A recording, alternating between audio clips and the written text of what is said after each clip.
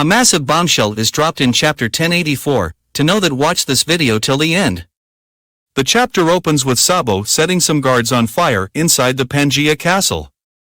Then he runs into Jewelry Bonnie, who reveals that she is the daughter of Kuma and also here to save her father. So they team up to complete their mutual goal. Then they broke into the guards' quarters and stole the keys of slaves' collars.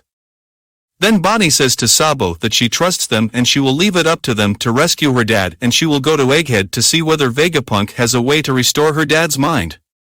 Then Karasu appears and Sabo give him keys and says him to deliver this keys to Morley and tell him to get Kuma and others back to HQ as soon as possible. As they proceed, some guards approach their location. Sabo grabs Bonnie and jumps above the corridor, going unnoticed by the guards.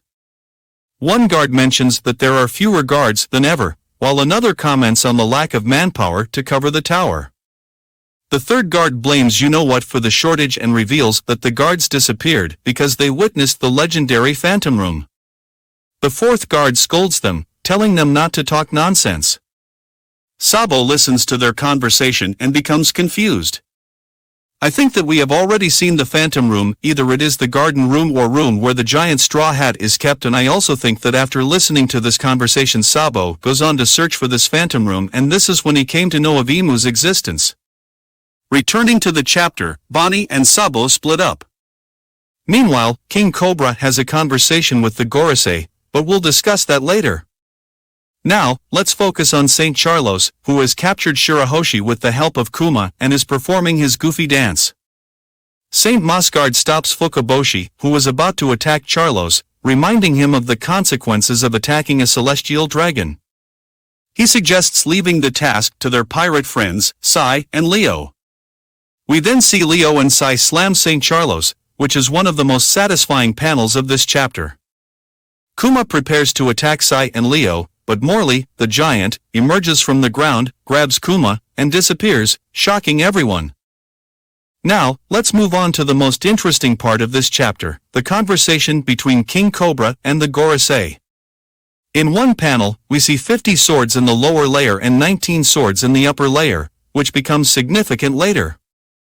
Cobra begins by talking about the formation of the world government 800 years ago when 20 different monarchs united and moved to Marigois to live as one clan, known as the Celestial Dragons. Internally, these 20 rulers were considered equals, and to prevent any individual from becoming a dictator, they installed the empty throne. Each ruler placed a weapon around the throne, symbolizing their vow never to sit upon it. New families were selected to govern their home nations, and references to previous dynasties were removed for a smooth transition. However, Queen Lily of Arabasta didn't become a celestial dragon, allowing the Nefertari family to continue ruling Arabasta. This explains why there are only 19 swords around the empty throne instead of 20. But Cobra wonders why Queen Lily's name is absent from the records of history. He deduces that she didn't return to Arabasta after the formation of the world government, as the burden of ruling fell to her brother. He asks the Gorosei if they have any record of what happened to her. However, Saturn replies that 800 years is a long time, and while the Nefertari line didn't move to Marigios, it was believed that the queen returned to her country.